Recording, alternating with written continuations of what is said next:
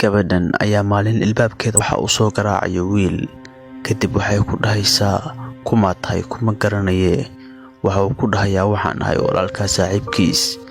Kadib walaalkeed ayaa imaanayo wuxuuna ku dhahayaa wiilkani waa wiil saaxiibkay hore u soo gudbi. Wiilkii ayaa xaafadda lagu soo dhaweynayaa waxaana si qurux badan u soo dhaweynayo saaxiibkiis. Kadib waxa ay ka wada hadlayaan wiilkan shaqadu sida ay u socoto iyo usbuucyadii ugu dambeysay waxa uu qabanayay. Balse daawada wiilkan sheeko kale ayuu damacsan yahay ila daawo muuqaalka ilaa dhamaadka si aad u ogaato. Gabadhii ayaa imaanayso waxay ku leedahay walaalkeed walaal musqul ayaan u socdaayay dharka ma ii feerayn kartaa. Kadib wuxuu ku dhahayaa diyaar waayo ku feeranayaa.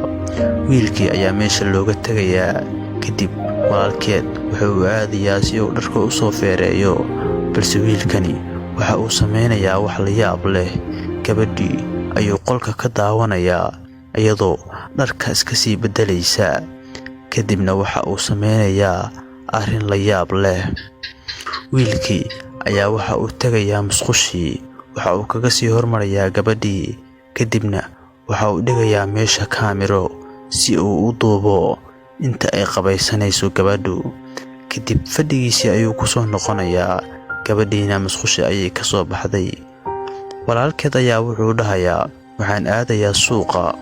Kadib walaalkeed wiilkii saaxiibka ahaa ayaa wuxuu ku dhahayaa saaxiib aad baan u daalanahay waxaan u baahanahay inaan nasto. Kadib saaxiibkiis ayaa wuxuu ku dhahayaa waa caadi waad ku nasan kartaa xaafadayda. Kadib xariifkani sheeko ayuu damacsan yahay. Hal mar ayuu toos wuxuu u abaarayaa gabadhii oo qolka ku jirto. Gabadhii hal mar waa shakanaysaa. Kadibna waxay u imaanaysaa wiilkii waxayna ku leedahay maxaa dhacay maxaa doonaysaa. Kadib wuxuu ku dhahayaa muuqaal ayaan ka hayaa adiga anigana caawa xaggan ayaan joogayaa waxaan u baahanahay in adiga kula seexdo. Kadib gabadhii waa ay xanaaqaysaa. Kadib waxa uu ku leeyahay aniga adiga ayaan muuqaal ka duubay markii aad musqusha ku jirtay hadaayay. Haddii aadan caawa ila seexanna muuqaalkaaga ayaan baraha bulshada dhigi doonaa. Kadibna waxaa daawan doona cid waliba. Gabadhii ayaa hal mar inta xanaaqday ayay dharbaaxsha ku jiitay wiilkii akhlaaqda darnaa. Waxayna ku leedahay waalantahay adiga sheekadani sheeko soconayda ma aha mana ka aqbalayo ina waxa igu samaysaa aniga. Balse daawade ila daawo ninkan sida loo gelayo.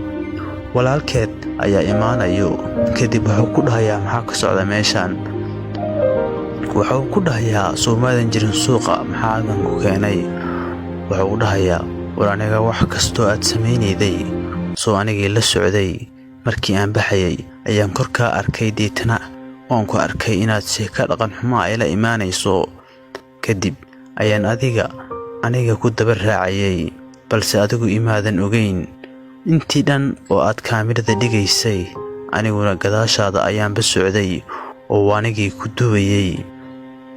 Sheekadan cajiibka ah ayaa waxa ay tahay in qof waliba aadan isku hadlaynin oo gurigaaga yimaado xitaa saaxiibka. Bal fiiri sida uu aaminay saaxiibkiis oo gurigiisa ugu soo dhaweeyay iyo sida uu u galay. Wuxuu isku dayay inuu walaashiis oo xaraan ku cuno. Runtii waa sheeko cajiib ah oo la yaab leh inaad isku hadlaynin qof bini'aadan ah oo adduunkani joogo. Wiilkii ayaa waxa uu sheekeynayaa sidii uu ku duubay. Wiilkani ayaa wuxuu sameynayaa kaamiradii uu meesha dhigay ayuu waxa uu ku sameynayaa in muuqaalkii ay duubaysay uu ka joojiyo.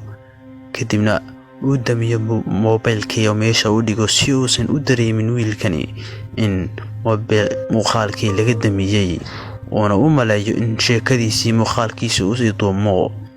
Balse wiilkan walaalkeed ah ayaa hal mar arkay. Kadibna muuqaalkii ayuu ka damiyay.